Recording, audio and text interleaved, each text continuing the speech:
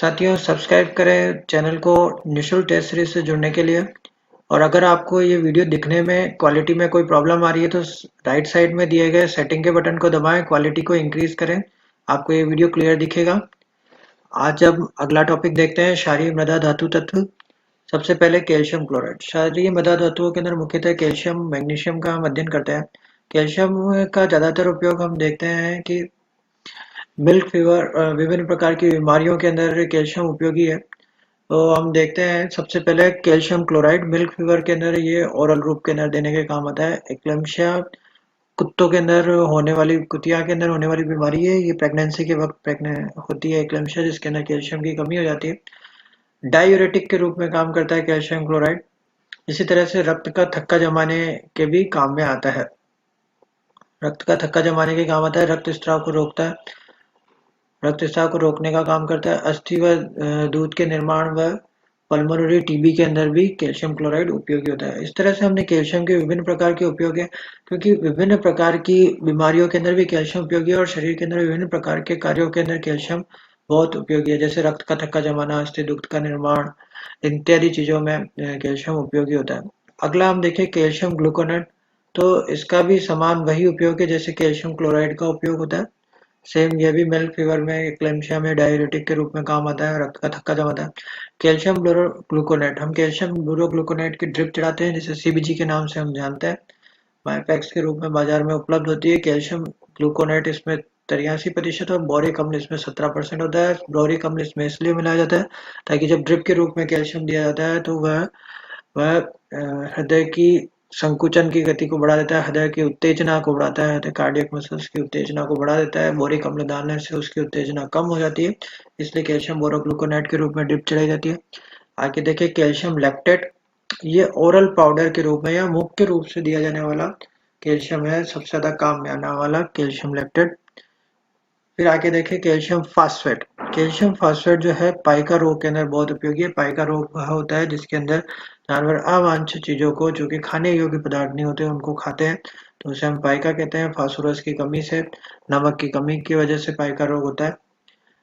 Calcium phosphate rickets में, osteomalacia में काम आता है। रिकेट्स और ओस्टियोमलेशिया विटामिन डी की कमी से, कैल्शियम और फास्फोरस की कमी से होने वाले हड्डियों संबंधित विकार है। रिकेट्स छोटे बच्चों में होता है, ऑस्टियोमलेशिया बड़ों में होता है।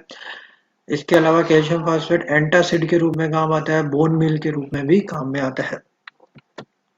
आगे हम देखें तो कैल्शियम कार्बोनेट जो है दस्त को रोकने का काम आता है, अधिशोषक के रूप में काम करता है ये, और दस्त को रोकने का काम करता है। फिर मैग्नीशियम कार्बोनेट। मैग्नीशियम कार्बोनेट अपच के रूप में, अति अम्लता होने पर, दस्त व आफरे में एंटासिड के रूप में उपयोगिता है। Magnesium carbonate milk of magnesia MgO का निर्माण करता है, जिसकी वजह से दस्त और आफरे में उपयोगी होता है। एंटासिड का काम करता है क्योंकि एसिड को न्यूट्रलाइज कर देता है। फिर आगे देखें मैग्नीशियम सल्फेट। मैग्नीशियम सल्फेट बहुउपयोगी पदार्थ है, इसे एप्सम साल्ट भी कहते हैं, और सामान्य इसकी 200 से 300 ग्राम की अगर मात्रा अगर गोवंश को दी जाए तो ये दस्तावर का काम करता है। छोटी कम मात्रा के अंदर 30 से 60 ग्राम अगर मात्रा दी जाती है तो ये बुखार उतारने का भी काम करता है। मैग्नीशियम सल्फेट अलग अलग रूपों के अंदर और भी काम आता है। आईवी सॉल्यूशन मैग्नीशियम सल्फेट का जानवर को देने पर उसकी डेथ हो जाती है। यूथेनेशिया का भी काम करता है। भारी धातुओं को अब हम देखते हैं, तो भारी धातुओं के अंदर सबसे पहले हम देखें तो एल्यूमिनियम हाइड्रोक्साइड, एल्यूमिनियम ट्राईहाइड्रोक्साइड जो है एंटासिड का काम करता है।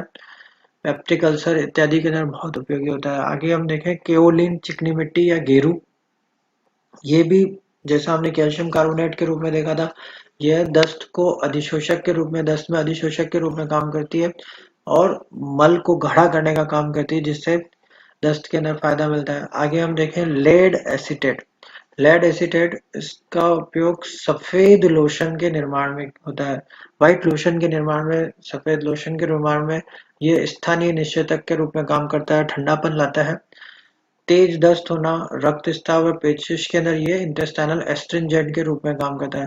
साथियों एस्ट्रिंजेंट वे पदार्थ हैं जो कि म्यूकोजल मेम्ब्रेन को सिकोड़ते हैं, अर्थात आंत्र की या डाइजेस्टिव म्यूकोजा के ऊपर जब लेड एसीटेट की परत जमती है तो यह संकुचन करने का काम करते हैं, जिससे दस्त के समय पानी का स्त्राव कम होता है, रक्त स्त्राव कम हो जाता है और पेचिश के अंदर इत्यादि के अंदर ये स्त्राव को कम करते हैं जिससे इंटेस्टाइनल एस्ट्रिंजेंट कहलाते हैं। इसके अलावा स्टिप्टिक के रूप में अर्थात हेमोरेज को रोकने का भी काम करते हैं। तो हमने देखा कि लेड एसीटेट के दो प्रमुख कार्य, एक तो इंटेस्टाइनल एस्ट्रिंजेंट या स्टिप्टिक या स्थानीय निश्चेतक के रूप में कार्य करना। आगे हम देखें जिंक सल्फेट।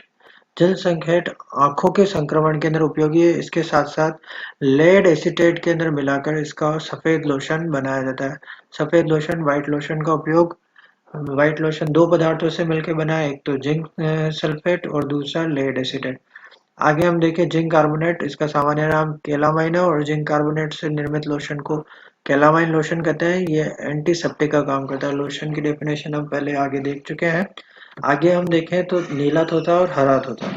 नीला तोता कॉपर सल्फेट को बोलते हैं, कॉपर सल्फेट .5H2O। नीला तोता सबसे पुराना डीवर्मर इसे हम कह सकते हैं। भेड़ बकरियों में सबसे ज्यादा उपयोगी डीवर्मर था। इसे ईसोफेजियल ग्रूव को बंद करने के अंदर भी उपयोगी है साथियों। क्लोमिन किट का हम उपयोग करते हैं। क्लोमिन किट जो है बांझपन निवारण के अंदर दिया जाता है।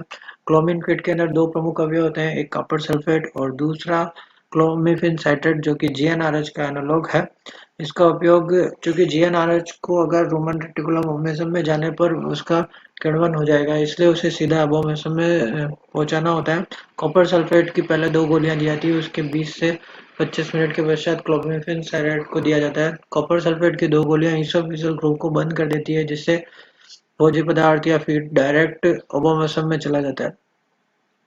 इसलिए कॉपर सल्फेट प्रमुख रूप से ईसोफेजियल ग्रुप को बंद करने के अंदर उपयोगी होता है क्योंकि एक स्ट्रिंजेंट का भी कार्य करता है। कॉपर सल्फेट का 5 ppm विलयन का उपयोग जलीय घोंघों को खत्म करने के लिए किया जाता है।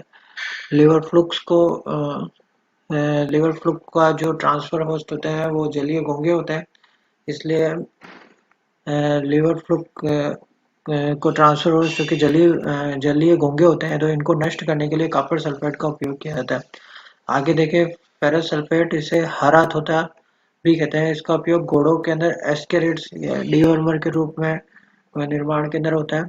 ये हिमेटेनिक रक्त निर्माण का उपयोग भी है क्योंकि यह आयरन से युक्त यौगिक है, इसलिए इसका उपयोग रक्त निर्माण के अंदर भी किया जाता है और घोड़ों के अंदर ये एस्केरिड्स को मारने के काम जाता है। कोबाल्ट क्लोराइड हम देखें तो रूमन में विटामिन B12 के निर्माण में कोबाल्ट बहुत उपयोगी है।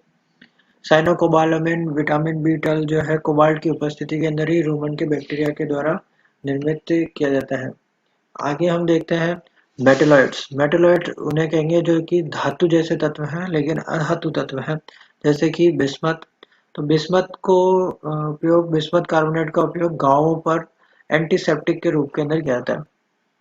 आगे देखें हम बिस्मथ सब नाइट्रेट। बिस्मथ सब नाइट्रेट उपयोग BIPP बनाने में किया जाता है। BIPP की full form bismuth iodoform paraffin paste है। ये एक विशेष प्रकार का पेस्ट है जो कि एंटीसेप्टिक का कार्य करता है।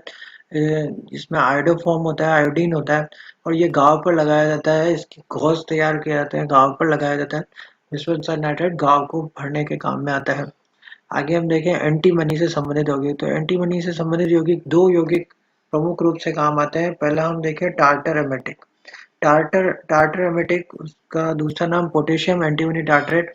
इसके दो उपयोग हम देखते हैं। एक तो रूमन की क्रियाशीलता बढ़ाने के अंदर काम आता है, अर्थात रूमन की टोनिसिटी इंक्रीज करने के काम आता है, भूख बढ़ाने का काम करता है। दूसरा इसका 2 से 4% का विलयन इंजेक्शन के रूप में नेजल ग्रेनुलोमा के इलाज के अंदर किया जाता है। नेजल ग्रेनुलोमा सिस्टोसोमियासिस कहलाता है जो कि सिस्टोसोमा नेजलिस से होता है और उसके इलाज के अंदर नेजल ग्रेनुलोमा के इलाज में टार्टरेमेटिक उपयोगी। फिर देखते हैं सुरामीन। सुरामीन जो है ट्रिपनोसोमियासिस सुरा के इलाज के अंदर काम में आती है। ये बीमारी, यह जो दवाई है वो दो तरीके से कार्य करती है, एक तो प्रोफाइलेक्टिक और क्यूरेटिव दोनों काम करती है, अर्थात वैक्सीनेशन के रूप में भी ये दी जाती है और एक बार बीमार होने पर जानवर को क्यूरेटिव रूप में भी दी जाती है। आगे हम देखें आर्सेनिक ट्राइऑक्साइड। आर्सेनिक प्रमुख रूप से एक कृमिनाशक दवाई, लेकिन अधिक मात्रा में आर्सेनिक देने पर यह विषैले प्रभाव भी उत्पन्न करता है। आर्सेनिक का उपयोग रक्त व रक्त निर्माण से करने वाले अंगों के रोगों में उपयोगी होता है। रक्त निर्माण करने वाले अंग जैसे बोन मेरो, स्प्लेन इत्यादि हैं। आगे हम नॉन मेटल्स के रूप में देखें तो सबसे ज्यादा जो उपयोगी है वो नॉन मेटल में वो आयोडीन है। आयोडीन का एंटीसेप्टिक सॉल्यूशन जो है वह काम में आता है। पोविडीन आयोडीन जो सॉल्यूशन है वो मेट्राइटिस, वेजिनाइटिस, घावों के इलाज में बहुत अधिक उपयोगी होता है। इसी प्रकार टिंचर आयोडीन या आयोडीन ऑइंटमेंट का उपयोग इडिमा या अन्य प्रकार की सूजन के अंदर भी किया जाता है। घोड़ों के अंदर नॉन स्वेटिंग जो कंडीशन होती है, अर्थात पसीना नहीं आना या गलगन रोग, घेंगा के इलाज के अंदर भी आयोडीन उपयोगी है। इसके अलावा आयोडीन के बहुत सारे यौगिक और भी हैं जो कि एंटीसेप्टिक के रूप के अंदर बहुत सारी जगह काम में आते हैं, जो हम अलग अलग जगह पर उनका और भी अध्ययन करेंगे। इनका उपयोग एक्टिनोमाइकोसिस और एक्टिनोबैसिलोसिस इत्यादि बीमारियों के अंदर भी किया